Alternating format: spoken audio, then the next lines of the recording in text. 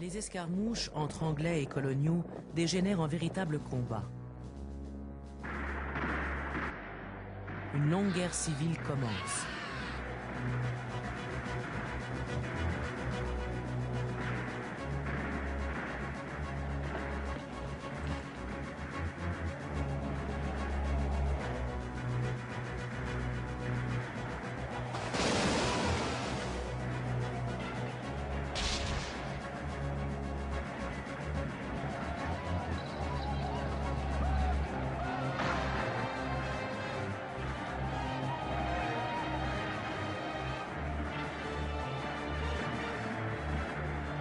Les troupes fidèles sont victorieuses au début, mais les insurgés s'organisent et prennent l'initiative des opérations.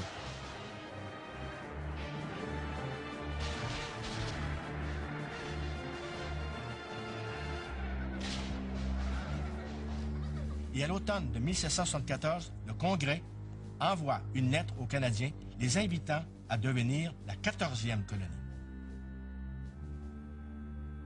Saisissez l'occasion que la Providence vous offre.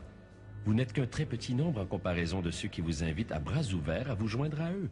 Un instant de réflexion doit vous convaincre qu'il convient mieux à votre bonheur de vous procurer l'amitié des peuples de l'Amérique septentrionale que de les rendre vos implacables ennemis. Les Américains trouvent que les habitants de la province de Québec ne répondent pas assez rapidement à l'invitation du Congrès. Ils décident donc, tout simplement, d'envahir la province de Québec. Comme d'habitude, il y aura deux armées. Une qui descendra le Richelieu pour attaquer Montréal, pendant que l'autre descendra la rivière Chaudière pour se diriger vers Québec.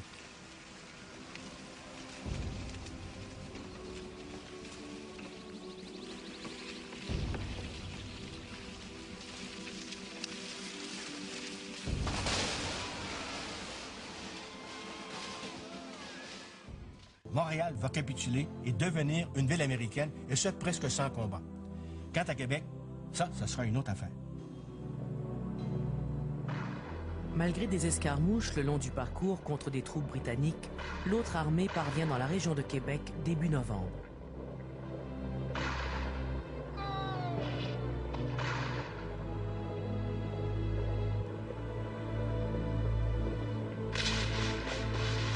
Au lieu de réveillonner, les Américains se lancent à l'assaut de Québec dans la soirée du 31 décembre 1775, en pleine tempête de neige.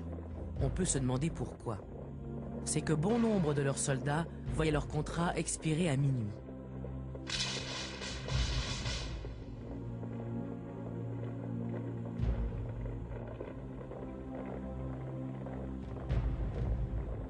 Mais Québec, quand même, va avoir à subir un siège de la part des Américains. Ce siège va se terminer avec l'arrivée de renforts anglais. Les renforts arrivent au printemps. Face au célèbre régiment du S.E.N.O., composé de rudes mercenaires allemands, les Américains rentrent chez eux.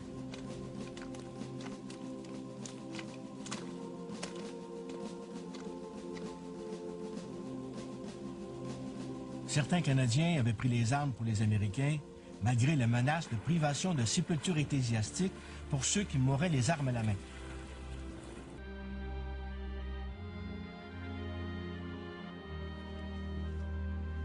La déclaration d'indépendance des États-Unis ne signifie pas que la guerre entre les révolutionnaires et l'armée anglaise soit terminée, loin de là.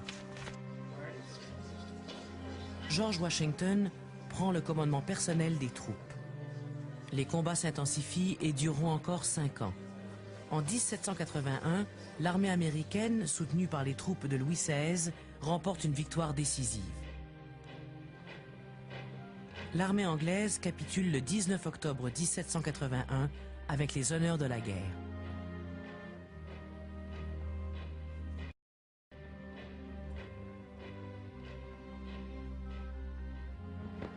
C'est le grand triomphe des Américains. Aux États-Unis, tous ne sont pas contents de voir les 13 colonies accéder à l'indépendance.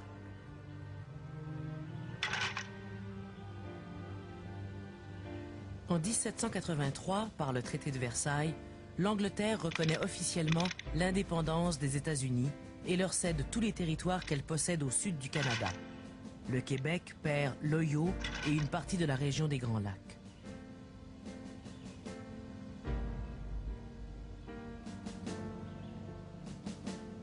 Il y en a qui veulent demeurer fidèles au roi d'Angleterre. Ils vont donc quitter les États-Unis, il y en a environ 30 000, pour venir s'installer dans les colonies anglaises d'Amérique du Nord. La victoire acquise, les républicains, c'est-à-dire les partisans de l'indépendance, chassent les sujets restés fidèles à l'Angleterre. C'est l'exode. Les loyalistes sont victimes de représailles et privés de leurs droits les plus élémentaires. Ils évitent les régions habitées par les Canadiens. Ils s'établiront à l'ouest de la seigneurie de Vaudreuil, dans ce qui est maintenant l'Ontario. Ils iront aussi au sud-est de Montréal, dans ce qui deviendra The Eastern Townships, les cantons de l'Est. Ils vont, en somme, essayer de chambarder l'administration de la province de Québec. Mais à quel point vont-ils réussir à chambarder le gouvernement de Québec?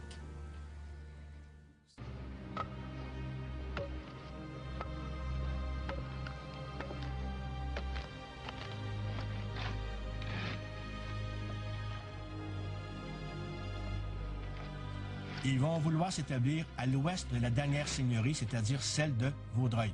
Et là, ils vont donner naissance à une nouvelle colonie qui sera, plus tard, l'Ontario. Ça change toute la structure du Canada. Ça met les Québécois dans une position vers une infériorité numérique. Ça donne une énorme push à tout ce qui peut être l'idéologie de la communauté anglophone. Les loyalistes amènent avec eux pas seulement une base très forte dans tout ce qui peut être la culture britannique dans le sens mondial du terme, mais aussi ils amènent une dévotion au fait d'être britannique.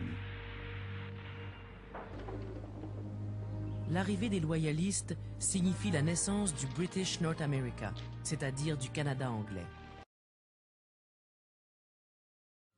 Et en Angleterre, il y a quelque chose qui tracasse. C'est qu'en France, depuis 1789, il y a une révolution qui veut rejeter la royauté et qui veut établir la suprématie du peuple.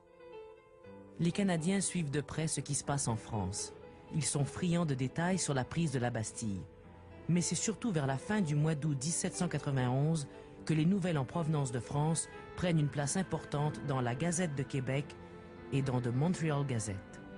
La fuite du roi à Varennes revêt une telle importance que la Gazette de Québec publie un numéro spécial de 4 pages.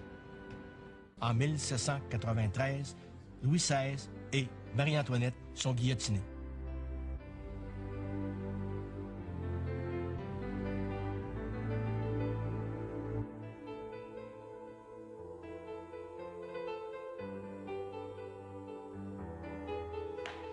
Le couple royal n'a pas pris au sérieux l'acte d'accusation auquel il n'accordait, comme souverain de droit divin, aucune valeur.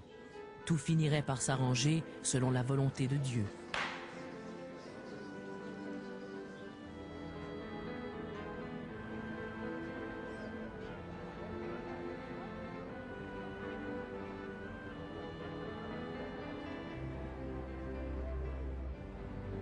Mais pour les souverains, rien ne s'est arrangé.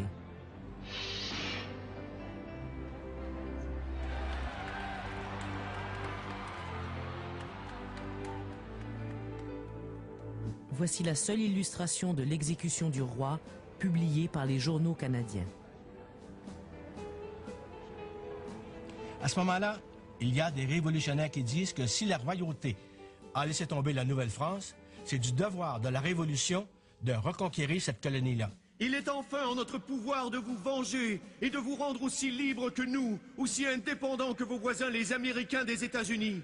Canadiens, imitez leurs exemples et le nôtre. La route est tracée. Une résolution magnanime peut vous faire sortir de l'état d'abjection où vous êtes plongés.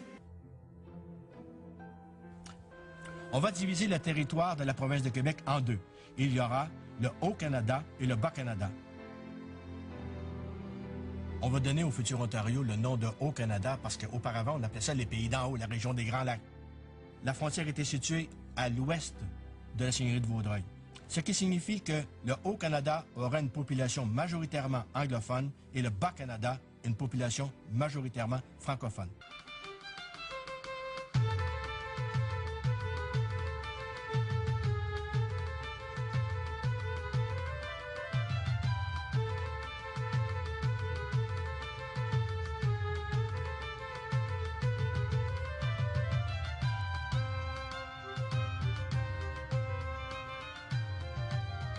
Après une trentaine d'années de présence dans la province de Québec, quelques Anglais commencent à réclamer le droit de s'appeler eux aussi des Canadiens ou des Canadiens.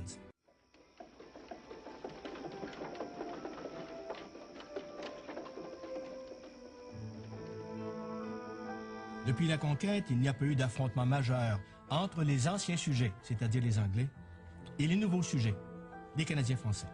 On peut se demander si cette coexistence pacifique va durer longtemps.